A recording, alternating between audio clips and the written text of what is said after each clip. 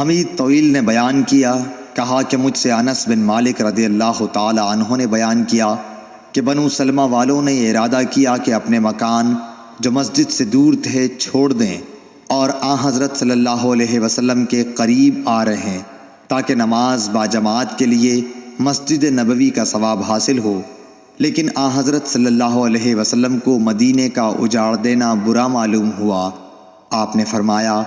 کیا تم لوگ اپنے قدموں کا ثواب نہیں چاہتے؟ مجاہد نے کہا، سورہ یاسین میں وآثارہم سے قدم مراد ہیں، یعنی زمین پر چلنے سے پاؤں کے نشانات۔ حضرت ابو ہریرہ رضی اللہ تعالی عنہ سے روایت ہے، انہوں نے کہا کہ نبی کریم صلی اللہ علیہ وسلم نے فرمایا کہ منافقوں پر فجر اور عشاء کی نماز سے زیادہ اور کوئی نماز بھاری نہیں،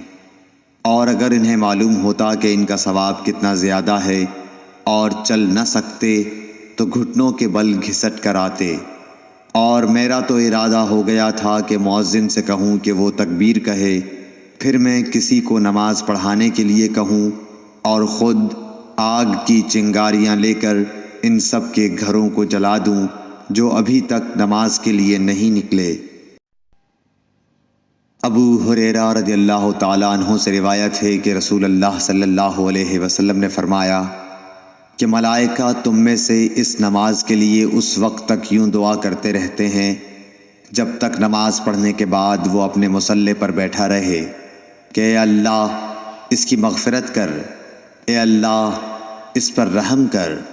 تم میں سے وہ شخص جو صرف نماز کی وجہ سے رکا ہوا ہے، گھر جانے سے سوا نماز کے اور کوئی چیز اس کے لیے مانع نہیں، تو اس کا یہ سارا وقت نماز ہی میں شمار ہوگا۔